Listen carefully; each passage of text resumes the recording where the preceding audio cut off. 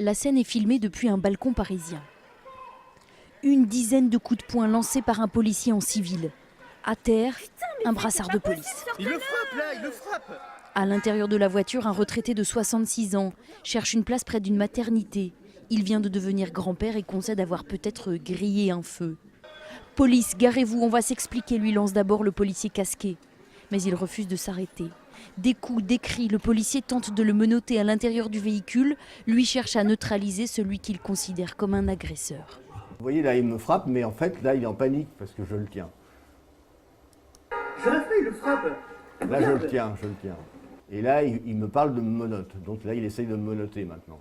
J'avais vraiment peur parce qu'il était vraiment les yeux exorbités. Puis le casque, on ne le voit pas. Pour moi, c'était un gamin, c'était pas du tout un flic. Résultat, une dent cassée, 6 jours d'interruption temporaire de travail. Vous n'avez pas à le tabasser comme ça, lance un témoin.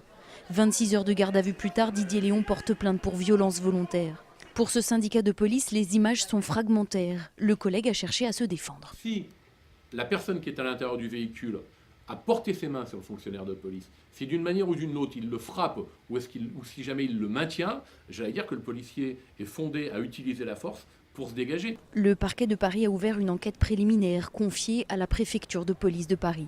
La justice dira ensuite s'il y a lieu de poursuivre ou non le policier en exercice.